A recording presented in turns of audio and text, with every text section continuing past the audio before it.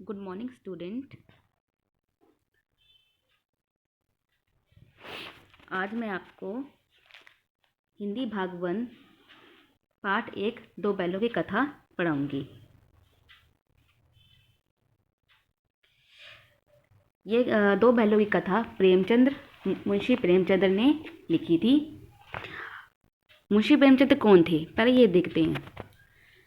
प्रेमचंद्र का जन्म 1880 में बनारस के लहमी गांव में हुआ था। उनका मूल नाम धनपत राय था। प्रेमचंद्र का बचपन अभावों में बीता और शिक्षा बीए तक ही हो पाई थी। उन्होंने शिक्षा विभाग में नौकरी की, परंतु असहयोग आंदोलन में सक्रिय भाग लेने के लिए सरकारी नौकरी से उन्होंने क्या किया था, त्यागपत्र दे दिया था और लेखन कार्य के प्रति पूरी तरह समर्पित हो गए थे। तभी वो लेखक बने थे ना। और सन 1936 में इस महान कथाकार का देहांत हो गया था। प्रेमचंद्र की अनेक कहानियां थी। उन्होंने सेवा सदन, प्रेमाश्रम, रंगभूमि, कायाकल्प, निर्मला, गबन, कर्मभूमि, गोदान, उन्होंने प्रमुख उपन्यास लिखे थे।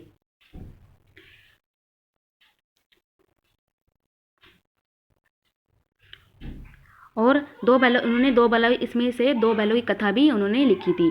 अब देखो, दो बैलों की कथा के माध्यम से प्रेमचंद्र ने क्या कहा था कि वो कृषक समाज और पशुओं के भावात्मक संबंध का वर्णन किया था। इस कहानी में उन्होंने यह भी बताया कि स्वतंत्रता सहज में भी नहीं मिलती, उसके लिए बार बार संघर्ष करना पड़ता है ना। इस प्रकार परोक्ष रूप से यह कहानी आज़ादी के आंदोलन की भावना से जुड़ी है। इसके साथ ही इस कहानी में प्रेमचंद्र ने पंचतंत्र और हितोपदेश की कथा परंपरा का उपयोग और विकास किया है। अब पाठ का सार देखते हैं बच्चों।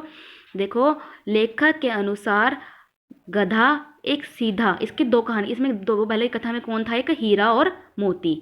इसका पाठ के सार में देखिए बच्चे कि लेखक के अनुसार गधा एक सीधा और निरापद जानवर है। वह सुख दुख, हानि लाभ और किसी भी दशा में कभी नहीं बदलता। उसमें ऋषि मुनियों के गुण होते हैं और फिर भी आदमी उसे बेवकूफ ही कहता है। बैल गधे के छोटे भाई हैं जो कई रीतियों से अपना असंतोष प्रकट करते हैं।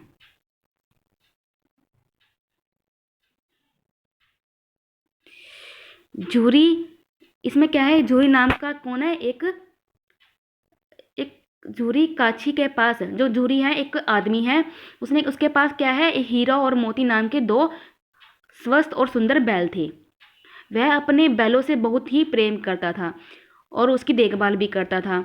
हीरा और मोती के बीच भी घनिष्ठ संबंध था, वो और दूसरों से प्यार भी करते थे।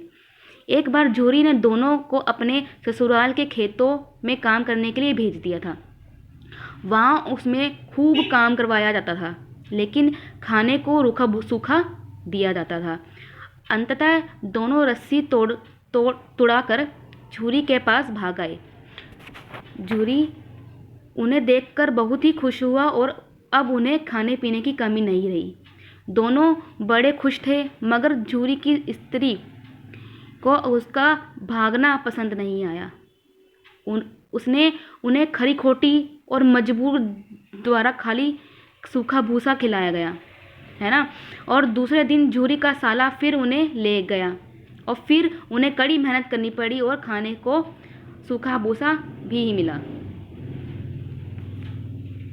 अब देखे बच्चे, कई बार काम करते समय मोती ने गाड़ी खाई में गिरानी चाहिए, तो हीरा ने उसे समझाया कि मोती बड़ा गुस्सैल था और हीरा धीरे से काम लेता था हर चीज़ को। और देखिए, हीरा की नाक पर जब खूब डंडे बरसाए गए तो मोती गुस्से से क्या हो गया, हल लेकर भागा, पर गले की बड़ी रस्सी होने के कारण पकड़ा गया। कभी कभी उन्हें खूब मारा पीटा जाता था। इस तरह दोनों की हालत बहुत ही खराब थी। छोटी सी बालिका रहती थी वहाँ पर, ठीक है। तो उसकी माँ मर चुकी थी। तो उसकी सौतेली माँ उसे मारती रहती थी। इसीलिए उसने बैलों से उसे एक प्रकार की आत्मीयता हो गई थी। जो छोटी सी लड़की थी, वह रोज दोनों को चोरी छिपे 2 रोटियां डाल जाती थी। इस तरह दोनों की दशा बहुत ही खराब थी। एक दिन उसे बालिका ने उसकी रस्सियां खोल दी। दोनों भाग गए, लेकिन झूरी का जो साला था ना, उसने दूसरे लोग उन्हें पकड़ने दौड़े पर पकड़ ना सके। भागते भागते दोनों नई जगह पहुंच गए, और लेकिन झूरी के घर जाने का रास्ता वे भूल गए थे। काफ़ी समय हो गया था ना उनके साले की जगह पे काम करने के लिए। फिर भी बहुत खुश थे। दोनों ने खेतों में मटर खाई और आज़ादी का अनुभव करने लगे। फिर एक सांड से उनका मुकाबला हुआ, हीरा और मोती का। दोनों ने मिलकर उसे मार भगाया, लेकिन खेत में चरते समय मालिक आ गया। मोती को फंसा देखकर हीरा भी खुद फंसा। लेकिन जैसे दोनों में दोस्ती थी ना, तो एक छोड़ के कैसे जा सकता था। लेकिन दोनों में मित्रता थी, प्रेम था। तो जैसे एक फंसा था तो दूसरा भी क्या हुआ, उसे उसके साथ ही आ गया। दोनों कांजी होश में बंद कर दिए गए। कांजी होश क्या था, एक गांव था। तो वहाँ कांजी होश से भागकर आ गए थे ना, तो वहाँ और भी जानवर बंद थे। सबकी हालत बहुत ही खराब थी।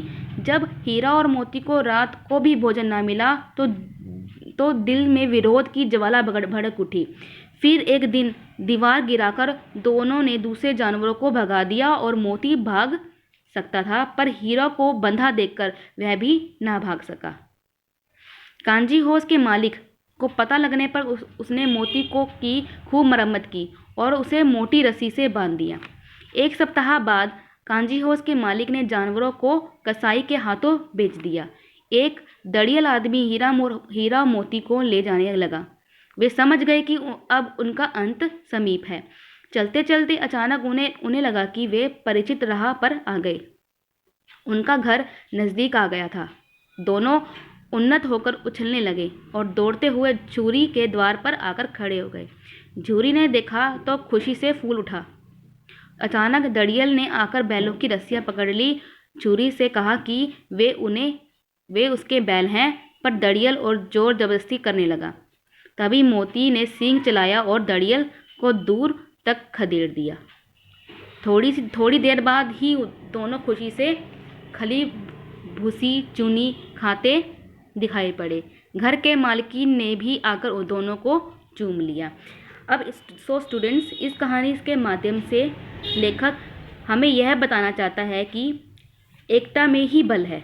यानी अगर हम एकजुट होकर किसी भी काम को करते हैं तो हम जरूर सफल होते हैं। आप इसमें देखकर ही आपने इसे देखा होगा कि हीरा और मोती में घनिष्ठ क्या था, घनिष्ठ प्यार था, और वह एक दूसरे के बिना जी नहीं सकते थे।